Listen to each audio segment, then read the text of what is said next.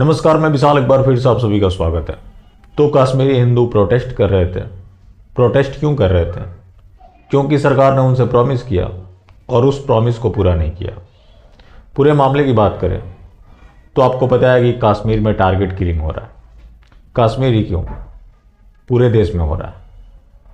लेकिन जब बात कश्मीर की है तो आपको पता है कि राहुल भट्ट की हत्या हुई, विजय कुमार की हत्या हुई। जब राहुल भट्ट की हत्या हुई तब वहाँ महिलाएं भी प्रदर्शन कर रही थी और इस राष्ट्रवादी सरकार ने उन महिलाओं के ऊपर भी लाठीचार्ज कराया। आप जगह जगह सुनते हैं कि हिंदू घर से बाहर नहीं निकलता। बाहर निकलता है तो ये राष्ट्रवादी सरकार उनके ऊपर लाठी गिरवाती है और यही सरकार वादा करती है कि आप लोगों को सुरक्षित स्थान पर भेजा जाएगा। और भी कई हत्याएं हुई। अब हिंदुओं की इतनी हत्याएं होने लगी है कि उसका काउंटिंग कर पाना मुश्किल है। कश्मीर में जो भी हत्याएं हुई उसकी जिम्मेवारी ली कश्मीर फ्रीडम फाइटर नामक संगठन ने।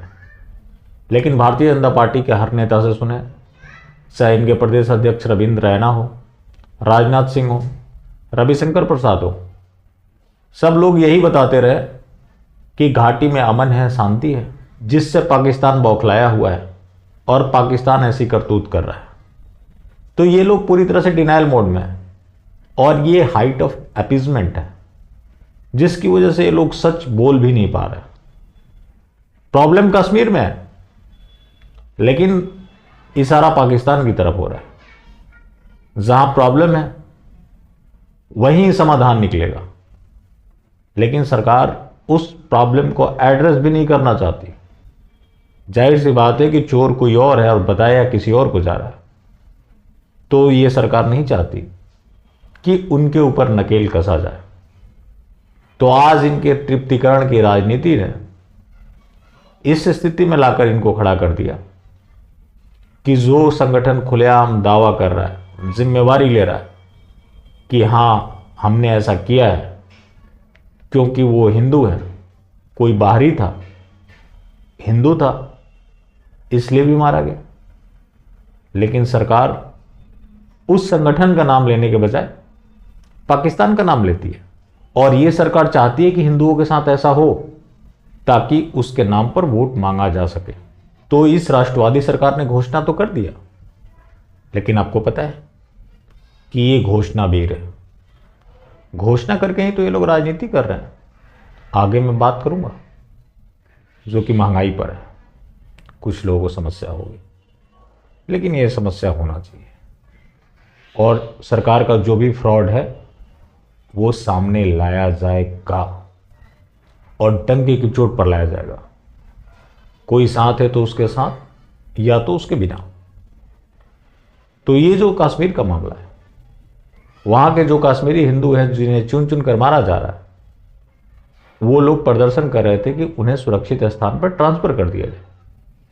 लेकिन ये सरकार अब उनके तनख्वाह को होल्ड करवा दिया और सरकार उनको बाध्य कर रही है कि आप फिर से घाटी में जाकर नौकरी करें और आप मार दिए जाए।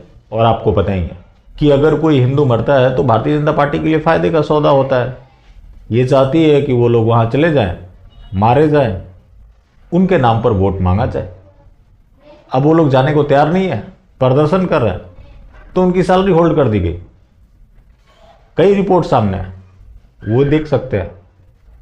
कुछ लोग ये भी सवाल होते हैं कि इसका लिंक कहाँ मिलेगा। तो लिंक ढूंढने के लिए आप हेडिंग के साथ सर्च करें, आपको सब कुछ मिल जाएगा। यहां इनकी सच्चाई बताना है, झूठ फैलाना मकसद नहीं है। अब जब ये सरकार है तो सब कुछ जुमलों के सहारे ही चल रहा है। तो जेपी नड्डा ने भी एक जुमला दे दिया। Also, but the main aim would be the spicy thing, that was the All India Institute of Medical Sciences. And that was one thing which we wanted. Pon Radhakrishnan ji always came to me. He said that we need All India Institute of Medical Sciences, and I am happy to share with you that 1,264 crores were allotted to make this All India Institute of Medical Sciences. And there was a problem where to make it. We wanted to make it constructed in Madurai. We were successful in it because of your help. And today 95% of the work of the All India Institute of Medical Sciences has completed. Very soon it will be dedicated by the Mr. Nadda has spoken in Madurai. He has told that 95% of the building has been completed in Madurai. This is the site which the work should have been completed, and it's very amazing that former health minister lies like this of completion of 95% of work in AIIMS. This is the way they cheat the people. This is the way they betrayed the people of Tamil Nadu, and Madurai and Tamil Nadu will never forget the betrayal of Nadda and BJP on AIIMS Madurai.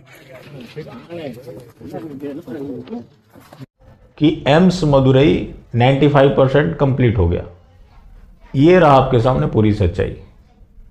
तो ये लोग इस तरह से जनता को भरमा रहे हैं।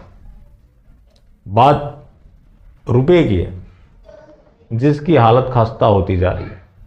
मोदी जी का एक पुराना बयान वायरल हो रहा है। देश जानना चाहता है प्रधानमंत्री जी, ऐसा क्या कारण है कि आज अकेला हिंदुस्तान का रुपया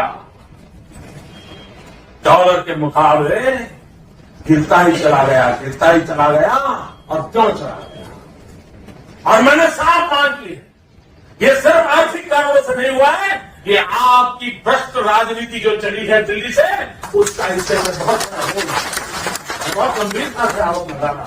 तब की सरकार जिम्मेवार थी, आज विपक्ष जिम्मेवार है। तो जो भी, वैसे तो 70 साल कांग्रेस ने राज नहीं किया, लेकिन अगर मोदी जी कहते हैं तो उसको भी मान लिया जाए। तो 70 साल के भ्रष्टाचार ने देश को जितना तबाह नहीं किया, उतना 8 साल की ईमानदारी ने देश को तबाह कर दिया। तो दिन प्रतिदिन रुपया गिरता जा रहा है, लेकिन सरकार ईमानदार है। तब की सरकार भ्रष्ट थी, तो आज की ईमानदारी ज्यादा भारी पड़ रही।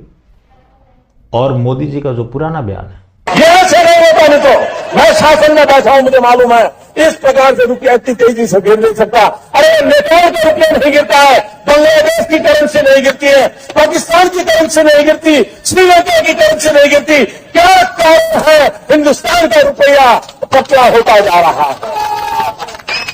ये जवाब देना पड़ेगा आपको, देश आपसे जवाब मांग रहा है। अब उनको चिढ़ा रहा है, लेकिन मोदी जी बोल दिया तो बोल दिया। आज ये सरकार तो बतौलेबाजी पर चल ही रही है, वरना किसी से पूछा जाए कि 100 स्मार्ट सिटीज का क्या हुआ, तो इसका जवाब किसी के पास नहीं है। लेकिन नए भारत में महंगाई की बात करना आपको देशद्रोही के श्रेणी में लाता है, तो किसी भी श्रेणी में लाए, सच्चाई ये सामने है। बाकी जिंदा रहे तो फिर मिलेंगे, और मिलते रहेंगे तो जिंदा रहे। मिलना जुलना जारी रखें, लेकिन हाँ, मास्टर स्ट्रोक वादी बिल्कुल भी ना हो।